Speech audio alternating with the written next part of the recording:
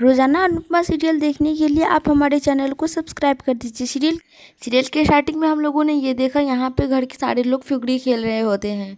दूसरी तरफ फुगड़ी खेलते खेलते सभी लोग अपने हाथ छुड़ा लेते हैं। तभी पाखी अनीता की हाथ बहुत जोरों से पकड़ लेती है। सभी लोग बोलते हैं पाखी प्लीज हाथ छोड़ दो। अनुपमा बोलती है पाखी हाथ छोड़। पाखी फिर भी नहीं छोड़ती उसका हाथ, और पाखी उसे फुगड़ी खेलते खेलते ही उसे धक्का दे देती है और उसे बहुत ही भयंकर पैर में चोट लग जाती है और गिर जाती है। सभी लोग उसे डरा लेते हैं और अनीता बोलती है मेरे पैर तो गए। और अनुपमा पाखी की तरफ देखती है पर पाखी कुछ नहीं बोलती है।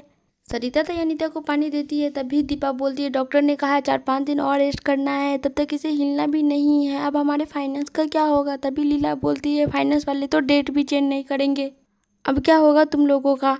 जस्सी को बहुत ही ज़्यादा गुस्सा आ जाता है और वो माही को पकड़ लेती है और बोलती है बोल तू क्या चाहती थी? राही बीच में चली आती है और जस्सी बोलती है राही तू साइड हो जा। अनुपमा बोलती है अरे इसने क्या किया है? जस्सी बोलती है ये माही मुझे गिराने की कोशिश कर रही थी। तभी राही बोलती है जस्सी तुम्हारा दिमाग ठीक है ना, कुछ भी बोलने से पहले सोच लो। जस्सी बोलती है ये माही पाखी हम दोनों को गिराने की कोशिश कर रही थी, वो तो टाइम रहते मैंने अपनी माही से हाथ खींच लिया, नहीं तो बेचारी तो पाखी से हाथ भी नहीं खींच पाई और पाखी ने उसे गिरा दिया। राही बोलती है व्हाट नॉनसेंस, फुगड़ी में ऐसे गोल गोल चक्कर आते आते ऐसे केस हो ही जाते हैं और फुगड़ी में गिर ही जाते हैं और बॉडी नोसल में होता है तो म्यूजिक चलते चलते हम सबकी बातें नहीं सुन पाते हैं, तो ये वो सुन नहीं पाई होगी बात। जस्सी बोलती है ओ तुम भी इसकी साइड ले रही हो, अब तुम भी इसके प्लान की हिस्सा हो। तभी राही बोलती है जस्ट शट अप, हम ऐसा क्यों करेंगे? तभी जस्सी बोलती है तुम हम लोगों से डरती हो क्योंकि हम कंपटीशन न जीते। पहले तुमने हमें रिहर्सल हॉल से निकाला, फिर हम पे चोरी का इल्ज़ाम भी लगाया और तुम लोग हमें डिस्क्वालीफाई करना चाहती थी। ये देखो हमारे टीम मेंबर को तुम लोगों ने चोट भी लगा दिया। राही बोलती है हम लोगों को ऐसा करने का कोई ज़रूरत नहीं क्योंकि हम लोग फेयर लिविंग में बिलीव करते हैं। जस्सी बोलती है ओ जाओ, अगर तू फेयर लिविंग में बिलीव करती ना तो अनु के साथ मैटर केस नहीं खेलती। मेंटली डिस्टर्ब करके इमोशनली हर्ट करके उसे तोड़ने की कोशिश तुम लोग नहीं करती। और जस्सी बोलती है अगर तुम्हारे कोई तरीका काम नहीं आया तो हमारे टीम मेंबर को तुमने हर्ट कर दिया। तभी राही बोलती है ओ प्लीज। राही बोलती है तुम लोगों की किस्मत खराब है तो उसमें हमारी क्या गलती है? तभी जस्सी बोलती है ओ प्लीज हमारी किस्मत खराब नहीं है, तुम्हारी नीयत खराब है। राही बोलती है नीयत तो उन लोगों की खराब होती है जिन्हें खुद पे कॉन्फिडेंस नहीं होता और हमें खुद पे बहुत ज़्यादा कॉन्फिडेंस है। तभी तेरे ससुर अनु से तुम्हारी जीत खरीदने के लिए आए थे और ये बात सुनकर सब बहुत ही ज़्यादा चौंक जाते हैं। हारने के लिए हमें पैसा ऑफर करने आए थे। तभी अनुपमा बोलती है, तभी जस्सी बोलती है प्लीज़ अनु इन्हें आईना दिखाना बहुत ही ज़्यादा ज़रूरी है।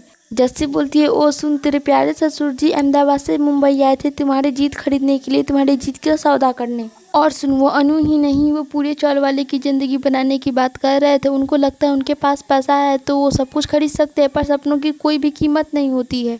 जस्सी बोलती है वो अनु ही थी जो इंसानियत के लिए पैसा छोड़ दी और हम लोगों को धोखा भी नहीं दी। और अनु तो बार बार बोल रही थी मेरी राही काबिल है, वो अपने टैलेंट पे जीत सकती थी। और तू टैलेंट की बात करती है, तेरे घर वाले तो तेरे टैलेंट पे भी ट्रस्ट नहीं करते। वो अनु है जो तुम्हारे ऊपर जान छिड़कती है और तुम पर ट्रस्ट करती है। वो अनु ही है जो तुम पर जान छिड़कती है और तुम्हें बहुत सारे मौका देती है, पर तुम तो कुछ नहीं कर सकती हो।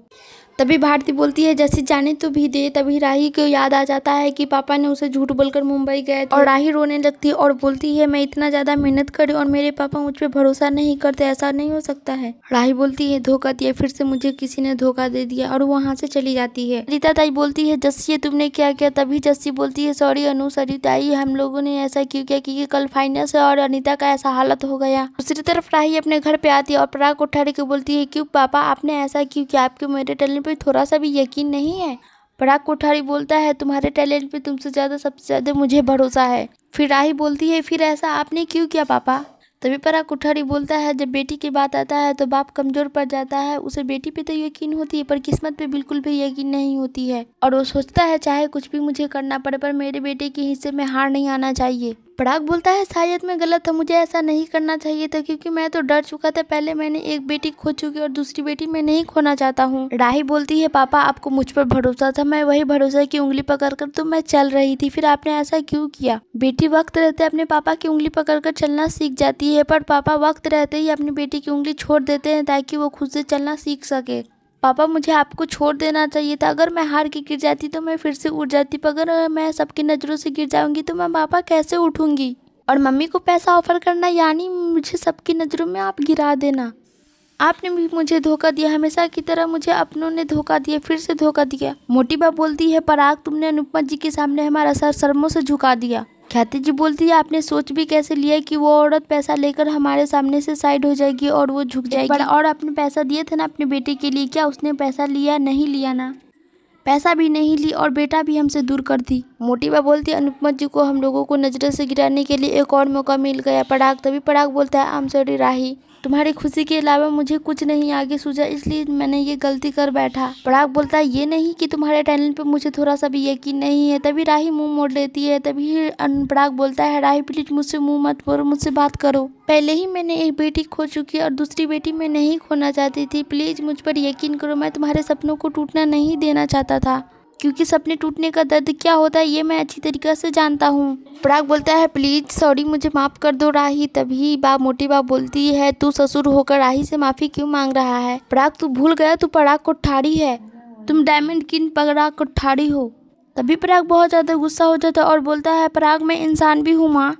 तभी पराग बोलता है तुमने बेटे को पराग को ठाड़ी डायमंड किंग तो बना दिया पर कभी इंसान नहीं बनने दिया। तभी पराग बोलता है अपने बेटे को हीरे की तरह तरसाया, फिर भी आप भूल गए कि हीरा भी एक पत्थर होता है। और सालों से मैंने अपने अंदर बहुत कुछ दबा कर बैठा हूँ और मैंने किसी को कुछ भी नहीं कहा। पराग बोलता है आज मैं सब कुछ बोलूंगा। आपने बचपन से हमें ये सिखाते आए हैं मत रोना, किसी के सामने मत झुकना, क्योंकि तुम लड़के हो। और अब अपने पति का गुस्सा आप मुझ पर निकालती थी और बेटे को बड़ा बिजनेसमैन बनाने के लिए आप ये भूल गई कि बेटे के भी कुछ सपने होते हैं। और जब बेटी ने अपने सपने बताई तभी मोटी बा नज़र झुका लेती है और पराग बोलता है प्लीज़ अब नज़र मत झुकाइए, अब बताइए इन लोगों को कि आपने क्या किया। आपने अपने बेटे को सपनों को चूर कर दिया।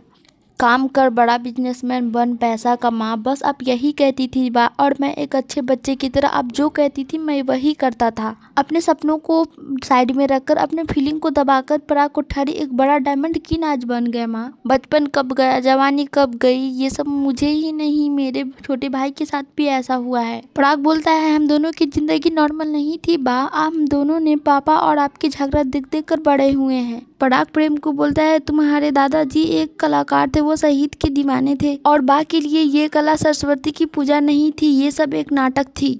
पराग बोलता है ना आपने उन्हें सपना पूरे कर दिए और नहीं मुझे। तभी मोटी बा बोलती है क्या क्या ये याद है और क्यों क्या ये याद नहीं है? तभी पराग बोलता है हाँ मुझे सब कुछ याद है।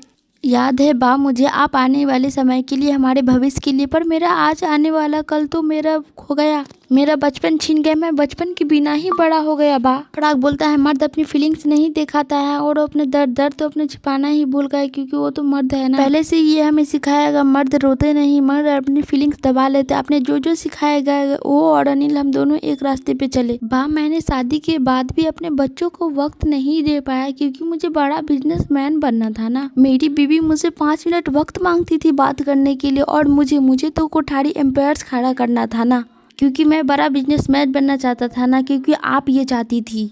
मेरी बीवी दुनिया छोड़कर चली गई, बच्चे घर छोड़कर चले गए, प्रेम घर छोड़कर चला गया और वो खालीपन में मैंने अपने अंदर काम को और भी झोंका। और कभी आपने ये सोचा बा कि मुझे अंदर से कितना ज़्यादा दर्द होता होगा, मैं कितना टूट चुका होता। मैं तड़पता रहा, मैं छटपटाता रहा, पर मैं बेटा हूँ ना, आदमी हूँ ना, मुझे दर्द तो नहीं ना होती है, रो नहीं सकता हूँ। ये सोच सोच कर मैं अंदर से टूटता रहा। मैं ख्याति जी को अपनी दर्द भी नहीं बता पाया। तभी पराग ख्याति जी को बोलता है ख्याति जी जब बेटा घर छोड़कर चला गया तो आप कितना रोई थी, आपको याद है ना? पर मैं नहीं रोया था। ख्याति जी ने अपना दुख मुझसे शेयर किया पर मैंने ख्याति जी से दुख अपना शेयर ही नहीं किया।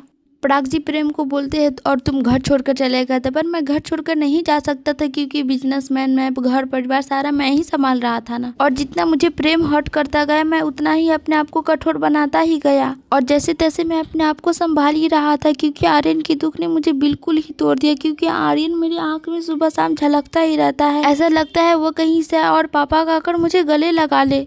अनिल और पराग कोठारी बैठकर बहुत ही ज्यादा रोते हैं। इधर दूसरी तरफ अनुपमा जब गणेश चतुर्थी के लिए मूर्ति बना रही होती है, जस्सी और राही की बात याद आ रही होती है और वो सोच रही होती है राही घर पर गई होगी तो पराग जी से क्या ही बोली होगी। अभी अनुपमा बोलती है पता है गणेश जी कल पूजा है, कल मैं पूजा कर कर ही फाइनेंस में जाऊंगी। रोजाना एपिसोड वीडियो देखने के लिए आप मेरे चैनल को सब्सक्राइब कर दीजिए और वीडियो पसंद आए तो वीडियो को लाइक कर दीजिए।